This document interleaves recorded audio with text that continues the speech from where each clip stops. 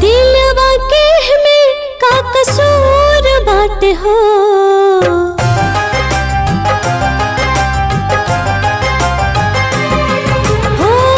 दिलवा के में का कसूर बात हो, दिलवा के में का कसूर बात हो।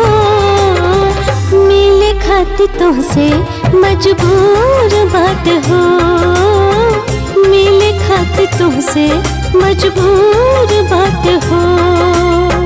भले चाहे जितनी ई दिल दूर बाट हो, भले चाहे जितनी ई दिल दूर बाट हो। मिले खातिर तुझसे मजबूर बाट हो, मिले खातिर तुझसे मजबूर बाट हो। देहिया में सांस बनके हमरे समैला, जहिया से जिंदगी में राजा जी तू आइला। देहिया में सांस बनके हमरे समैला, जहिया से जिंदगी में राजा जी तू आइला। पल पल बीते जैसे एक एक साल हो, तोहरे बिना जियल हमरो भइल बा मोहाल हो।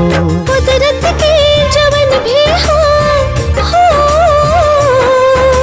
कुदरत के जवन भी हो मंजूर बात हो। मिले खातिर तुमसे मजबूर बात हो, मिले खातिर तुमसे मजबूर बात हो।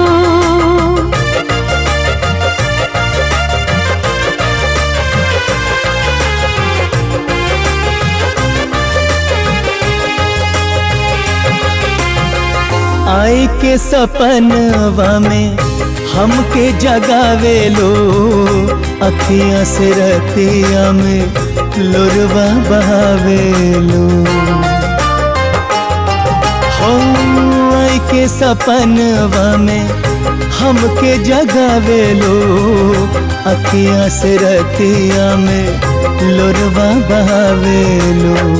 धक से धड़क जाला जियारा हमार हो, तू ही से करीला सुना हम हो प्यार हो। दुनिया के कवन ई हो,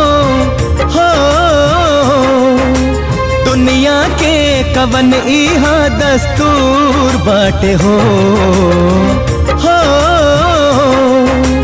दुनिया के कवन ई हा दस्तूर बाटे हो। मिले खातिर तुमसे मजबूर बात हो, मिले खातिर तुझसे मजबूर बाटे हो, मिले खातिर तुमसे मजबूर बात हो।